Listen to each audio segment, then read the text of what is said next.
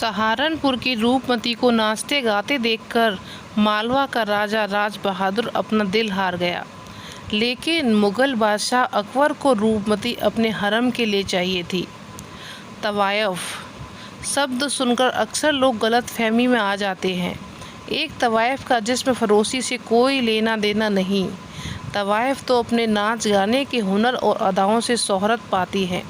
मुगलों के दौर की कई तवाइफों ने खूब शोहरत बटोरी, लेकिन रानी रूपमती जैसा यशगान किसी और का नहीं होता। हो भी क्यों न, रूपमती का सौंदर्य चांद को भी धता बता रहा था। उसकी खूबसूरती बसंत की किसी सुबह जैसी थी। रूपमती की नृत्य और गायन की प्रतिभा ने बस एक झलक में ही मालवा के शासक बाज बहादुर को मंत्रमुग्ध कर दिया। वह रूपमती पर जान न्यौछावर करने को तैयार था। प्रेम में डूबे बाज बहादुर को देख रूपमती उसकी हो गई। बाज बहादुर उसे अपने महल में ले आया, रानी बनाया, मगर रूपमती की खूबसूरती और उसकी शोहरत मुगल बादशाह अकबर के कानों तक भी पहुंची। अकबर रूपमती को अपने हरम में रखना चाहता था। उसने मालवा पर हमला बोल दिया और बाज बहादुर की सेना मुगलों के आगे भला कहाँ ठहरती। उसे बंदी बना लिया गया।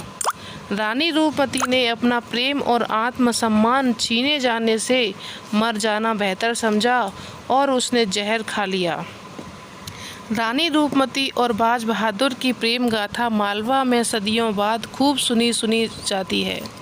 रानी रूपमती का जीवन एक तवाइफ के राजमहल पहुंचने और प्रेम के सर्वस्व न्यौछावर करने की कहानी है। मुगल बादशाह अकबर के दौर में सहारनपुर की रूपमती के चर्चे दूर दूर तक होते थे।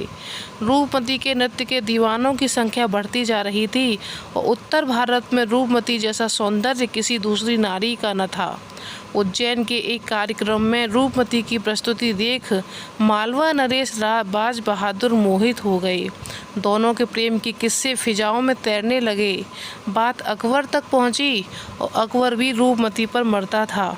वह किसी भी कीमत पर रूपमती को हासिल कर लेना चाहता था। बाज बहादुर को संदेश भिजवाया गया कि रूपमती को अकबर के हरम में भिजवा दे। उसने अपनी रानी को सौंपने से इनकार कर दिया। आग बबूला अकबर ने अपनी सेना को मालवा की तरफ कूच करने के लिए फरमान सुनाया। रूपमती और बाज बहादुर मिलकर लड़े, लेकिन मुगलों की सेना के आगे वो कितने दिन टिकते। मालवा पर मुगलों का कब्जा हो गया और बाज बहादुर भाग गया।